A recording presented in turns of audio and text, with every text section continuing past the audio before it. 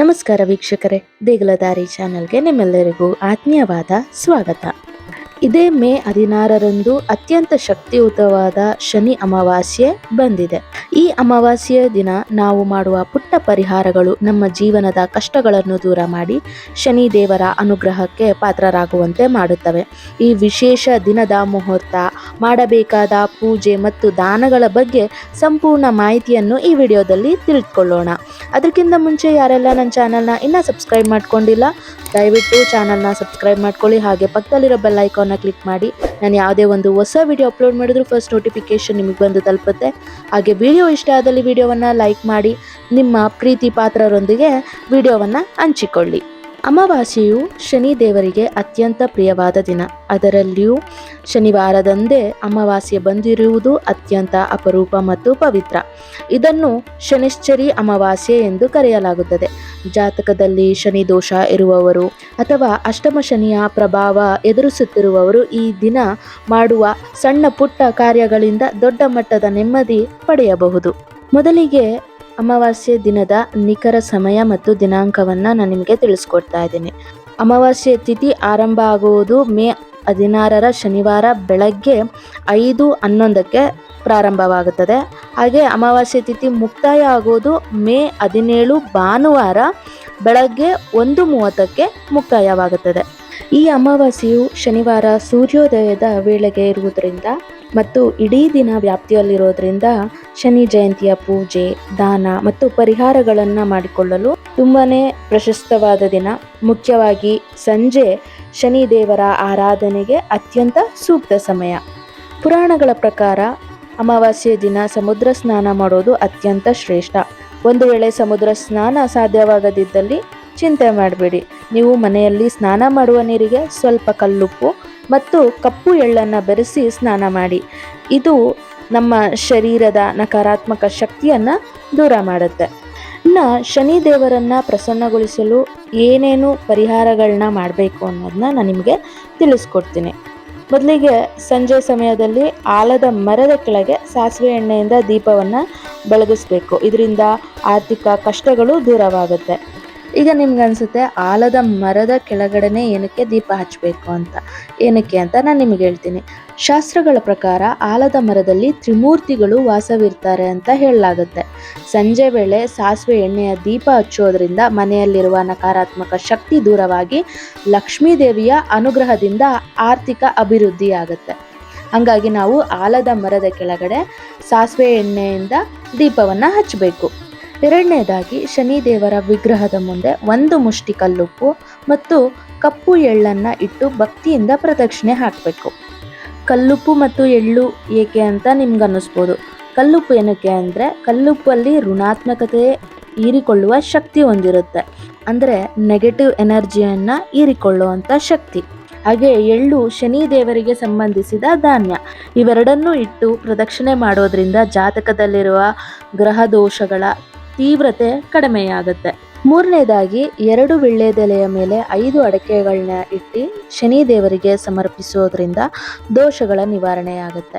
ತಾಂಬೂಲ ಸಮರ್ಪಣೆ ಏನಕ್ಕೆ ಅಂದರೆ ವೀಳ್ಯದೆಲೆ ಮತ್ತು ಅಡಕೆ ಗೌರವದ ಸಂಕೇತ. 5 ಅಡಕೆಗಳನ್ನಿಟ್ಟು ಸಮರ್ಪಿಸೋದು ಅಂದರೆ ನಮ್ಮ ಪಂಚೇಂದ್ರಿಯಗಳನ್ನು ದೇವರಿಗೆ ಅರ್ಪಿಸಿ ನಮ್ಮ ತಪ್ಪುಗಳನ್ನು ಕ್ಷಮಿಸುವಂತೆ ಬೇಡುವುದು ಎಂದರ್ಥ. ಇದು ಮಾನಸಿಕ ಶಾಂತಿಗೆ ಸಹಾಯ ಮಾಡುತ್ತೆ. 4ನೇದಾಗಿ ಶನಿ ದೇವರಿಗೆ ನೀಲಿ ಬಣ್ಣ ನೆಚ್ಚಿನ ಬಣ್ಣ. ಹಾಗಾಗಿ ನೀಲಿ ಶಂಖ ಪುಷ್ಪ ಹೂಗಳಿಂದ ಪೂಜೆ ಮಾಡೋದು ಶನಿ ದೇವರಿಗೆ ಬಹಳ ಪ್ರೀತಿ. ಇದು ಶನಿ ದೋಷದಿಂದ ಉಂಟಾಗುವ ಅಡೆತಡೆಗಳನ್ನು ನಿವಾರಿಸುತ್ತದೆ. ಇನ್ನು 5ನೇದಾಗಿ ಒಂದು ಪರಿಹಾರವನ್ನು ನಾನು ಹೇಳ್ತಾ ಇದ್ದೀನಿ. ಇದು ಅತ್ಯಂತ ಮುಖ್ಯವಾದ ಪರಿಹಾರ. ಇದನ್ನು ಮನೆಯಲ್ಲಿ ನಾವು ಮಾಡಬೇಕು. ಮನೆಯ ಪಶ್ಚಿಮ ದಿಕ್ಕು ಅಂದರೆ ಸೂರ್ಯ ಮುಳುಗುವಂಥ ದಿಕ್ಕಿಗೆ ನೀವು ಅಕ್ಕಿ ಹಿಟ್ಟಿನ ರಂಗೋಲಿಯನ್ನು ಹಾಕಬೇಕು. ಅಲ್ಲಿ ಮಣ್ಣಿನ ದೀಪವನ್ನು ಇಟ್ಟು ಅದಕ್ಕೆ ಎಳ್ಳೆಣ್ಣೆಯನ್ನು ಹಾಕಿ 8 ಬತ್ತಿಗಳು ಸೇರಿಸಿ 1 ಬತ್ತಿಯನ್ನು ಮಾಡಿ ಪಶ್ಚಿಮಕ್ಕೆ ಮುಖ ಮಾಡಿ ದೀಪವನ್ನು ನೀವು ಹಚ್ಚಬೇಕು. ಹಾಗೆ ಅದೇ ದಿಕ್ಕಿಗೆ ಮುಖ ಮಾಡಿ ನೀವು ಕೂತ್ಕೊಂಡು ಜಪವನ್ನು ಮಾಡಬೇಕು. ಶನೀಶ್ವರ ಮಂತ್ರವನ್ನು ನೀವು ಪಠಣೆಯನ್ನು ಮಾಡಬೇಕು. ಹಾಗೆಯೇ ಹನುಮಾನ್ ಚಾಲೀಸವನ್ನು ಪಠಿಸೋದ್ರಿಂದ ಶನಿ ದೋಷದ ತೀವ್ರತೆ ಕಡಿಮೆಯಾಗ್ತಾ ಬರುತ್ತೆ. ಈ ದಿನ ನೀವು ಯಾರಾದರೂ ಬಡವರಿಗೆ ಹಾಕೊಳ್ಳಿಕ್ಕೆ ಚಪ್ಪಲಿಯನ್ನ ತೆಗೆದುಕೊಡಿ, ಹೊಸ ಚಪ್ಪಲಿಯನ್ನ ತೆಗೆದುಕೊಡಿ ಅವರಿಗೆ. ಇದನ್ನ ನೀವು ಮಾಡೋದ್ರಿಂದ ಶನಿಯ ವಕ್ರದೃಷ್ಟಿ ಕಮ್ಮಿಯಾಗಿ ನಿಮಗೆ ಶುಭ ಫಲಗಳು ದೊರೆಯುತ್ತೆ. ಹಾಗೆ ಈ ದಿನ ನಾಯಿಗೆ ಸಾಸಿವೆ ಎಣ್ಣೆ ಸವರಿದ ರೊಟ್ಟಿ ಅಥವಾ ಚಪಾತಿಯನ್ನ ಕೊಡಬೇಕು. ಏನಕ್ಕೆ ಅಂದರೆ ನಾಯಿಗಳು ನಕಾರಾತ್ಮಕ ಶಕ್ತಿಗಳನ್ನು ಗುರುತಿಸುವ ಸಾಮರ್ಥ್ಯವನ್ನು ಹೊಂದಿರುತ್ತೆ.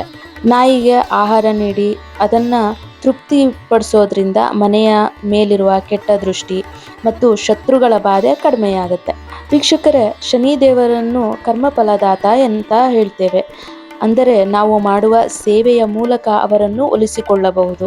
ನಾಯಿಗಳಿಗೆ ಆಹಾರ ನೀಡುವುದು ಕೇವಲ ಧಾರ್ಮಿಕ ವಿಧಿಯಲ್ಲ, ಅದು ಒಂದು ಜೀವಕ್ಕೆ ನೀಡುವ ಸೇವೆ. ಈ ಸೇವೆಯಿಂದ ಶನಿದೇವನು ತೃಪ್ತನಾಗಿ ನಮಗೆ ಬರುವ ಕಷ್ಟಗಳನ್ನು ತಡೆಯುತ್ತಾನೆ. ಹಾಗನೇ ನೀವು ಗಮನದಲ್ಲಿ ಇಟ್ಕೊಳ್ಬೇಕಾಗಿರುವಂಥ ವಿಷಯ ಏನು ಅಂತ ಅಂದರೆ, ಎಲ್ಲಂದರಲ್ಲಿ ಉಗುಳಬಾರ್ದು ಆ ದಿನ.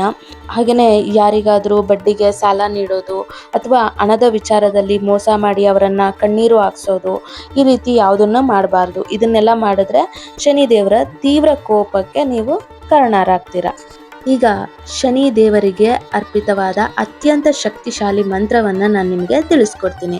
ಇದನ್ನು ಕನಿಷ್ಠ 108 ಬಾರಿ ಜಪಿಸೋದು ಉತ್ತಮ. ಸಾಮಾನ್ಯ ಶನಿ ಮಂತ್ರ ಇದು ಯಾರು ಬೇಕಾದರೂ ಸರಳವಾಗಿ ಪಠಿಸ್ಬೋದು. ಓಂ ಶಂ ಶನೇಶ್ಚರಾಯ ನಮಃ. ಎರಡನೇದಾಗಿ ಶನಿ ಗಾಯತ್ರಿ ಮಂತ್ರ. ಓಂ ಶನೇಶ್ಚರಾಯ ವಿದ್ಮಹೇ ಸೂರ್ಯಪುತ್ರಾಯ ಧೀಮಹಿ ತನ್ನೋ ಮಂದಃ ಪ್ರಚೋದಯಾತ್. ಇದು ಜೀವನದಲ್ಲಿ ಸನ್ಮಾರ್ಗ ಮತ್ತು ರಕ್ಷಣೆ ಪಡೆಯಲು ಈ ಮಂತ್ರವನ್ನು ಪಠಿಸಬೇಕು. ಇನ್ನು ಸಾಡೆ ಸಾತಿ ಅಥವಾ ಶನಿ ದೋಷ ನಿವಾರಣೆಗೆ ಈ ಮಂತ್ರ. ನಮಃ ಕೃಷ್ಣಾಯ ನೀಲಾಯ ಶಿತಿಕಂಠಾನಿಭಾಯ ಚ ನಮಃ ಕಾಲಾಗ್ನಿ ರೂಪಾಯ ಕೃತಾಂತಾಯ ಚ ವೇ ನಮಃ. ವೀಕ್ಷಕರೇ, ಭಕ್ತಿಯಿಂದ ಮಾಡುವ ಸಣ್ಣ ಸೇವೆಗೂ ಶನಿ ದೇವರು ಒಲಿಯುತ್ತಾರೆ. ಈ ಮಾಹಿತಿ ನಿಮಗೆ ಇಷ್ಟವಾಗಿದ್ದರೆ ವಿಡಿಯೋವನ್ನು ಲೈಕ್ ಮಾಡಿ ಮತ್ತು ನಿಮ್ಮ ಆತ್ಮೀಯರೊಂದಿಗೆ ಶೇರ್ ಮಾಡಿ. ಶನಿ ದೇವರು ಎಲ್ಲರಿಗೂ ಆಯಸ್ಸು, ಆರೋಗ್ಯ ಮತ್ತು ನೆಮ್ಮದಿಯನ್ನು ನೀಡಲಿ. ಇಂತಹ ಮತ್ತಷ್ಟು ದೈವಿಕ ಮಾಹಿತಿಗಾಗಿ ನಮ್ಮ ದೇಗುಲದಾರಿ ಚಾನಲನ್ನು ಸಬ್ಸ್ಕ್ರೈಬ್ ಆಗೋದನ್ನು ಮರೆಯಬೇಡಿ. ಮುಂದಿನ ಬಾರಿ ಮತ್ತೊಂದು ವಿಷಯದೊಂದಿಗೆ ನಿಮ್ಮನ್ನು ಭೇಟಿಯಾಗ್ತೀನಿ. ಅಲ್ಲಿಯವರೆಗೂ ಧನ್ಯವಾದಗಳು. ಶುಭವಾಗಲಿ.